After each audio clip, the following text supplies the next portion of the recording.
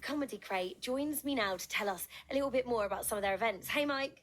Hi, Daisie-Belle. How are you? Yes, I'm good. Thanks for joining us on a Friday evening. Can you tell us, for those that may not know much about you guys, how the Comedy Crate all came about? Of course. We started out in 2016. Me and my friends, KJ and Connor, we're all from Northampton. We all lived in Northampton, and we just wanted to put something on that we wanted to go to ourselves, really. There's the Derngate, where you can go and see Jimmy Carr or famous acts for 30-odd quid, or there was sort of free open mic style stuff. So we wanted to put something on in the middle. We started off doing mixed bill nights at the Lab with 50 seats.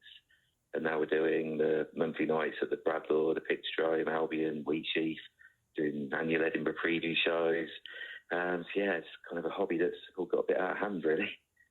So is it kind of a hobby then? Would you kind of ever want to give it a go yourself? The comedy itself? We'll put in the nights on. It's as much a business as a hobby now. It started out as a hobby, but now we've got about 6 monthly nights, so we kind of do have to spend a bit of time on it.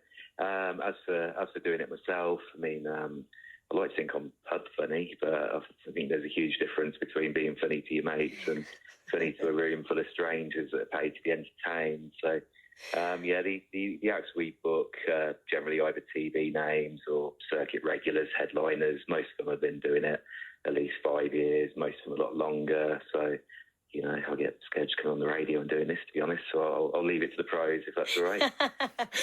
How did you find the comedy? I mean, it's great that you get to, do these events. You've got those regular bookings, which is so good, and for the comedians as well. But I assume it wasn't like that in the lockdown. How did the comedy industry kind of suffer in the lockdown? Well, it's the same as everyone else, really, unless you had shares in Zoom or Amazon. The hospitality industry suffered massively. We couldn't really put on nights for a long time. We did some Zoom shows. Everyone tried to do that online to kind of try and keep, interest in the nights, give the comedians some work and get a few quid in for them. And they were pretty successful. And then we got to the rule of six. We could do outdoor gigs, which we did a load of at the Black Prince, and they were great. They were really popular. I think people needed that human interaction, and with spacing tables 2 meters apart and temperature checking everywhere, and it was all very safe, sanitising microphones, etc. Certainly glad things are a lot more back to normal. We just all got through it, hopefully. Yeah, well, I guess it's great to hear that, the Zoom hosting did go well. But I mean, at the end of the day, theatre and comedy, what makes it is the atmosphere, isn't it? Hearing everyone else laugh as well. Just kind of that interaction for the comedians as well. That's what it is about, the real life stuff. So it's so thankful that we're allowed to do it again. So yeah, absolutely. There's no substitute for live. Whether it be music, comedy, theatre, whatever. Really sort of hoping that everybody gets out and supports their local venues wherever they may be. They've had a tough time of it, so hopefully they're clawing a few quid back now, and everything's getting a bit more back to normal. Yeah, so on that note, you've got a new material night happening next week. Is this for new comedians or just kind of their new material? So it's a bit of a mixture, really. So this one's so it's Tuesday night at the Wheatsheaf, Darlington. I would recommend getting there early if you come in, so food is amazing. Anyway, so this one, it's free to get in. You pay what you want when you leave. It's a mixture of local comedians. We've got Northampton's own Ben Briggs, who's a circuit pro. He's been going for 10 years or more, sort of professionally, and probably 15 to 20 doing it all together.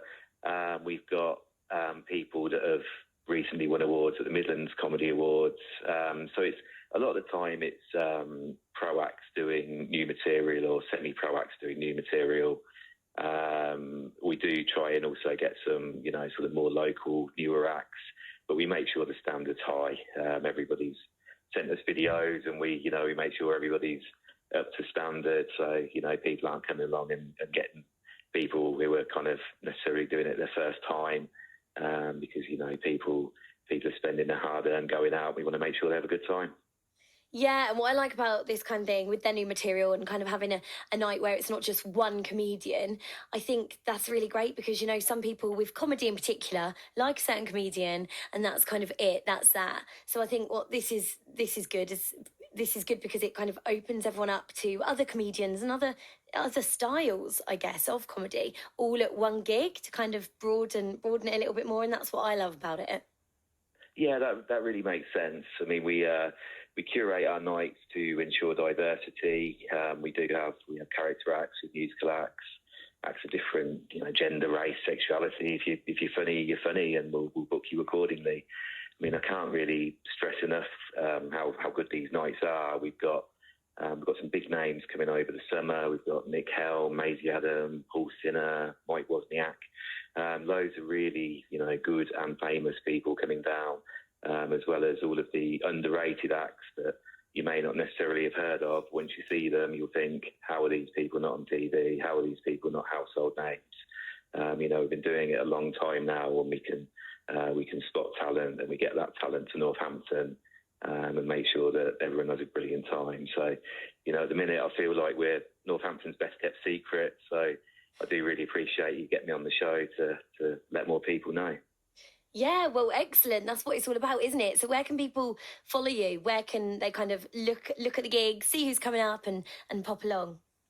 Okay, so we've got a website, thecomedycrate.com. All of our shows are on there, and you can buy tickets directly through the site. If you want to follow us on the socials, just look for the Comedy Crate. We're on Facebook, Insta, Twitter, TikTok, MySpace, Bebo, Friends Reunited, MSN Messenger. Yeah, we're See, you everywhere. are funny. You are funny, Mike. Thanks so much for joining us, and Really I'm sure nice that to we'll meet you. see. Yeah, definitely, we'll see you at some events. I'm sure. That was Mike Chase there from the Comedy Crate, and as mentioned, you can head to comedycrate.com and follow them on their socials if you fancy heading along to some of those events. It's so nice to be back out and about in an audience and being entertained and seeing talent out on stage doing what they do best as well. So yeah, definitely head to one of those nights.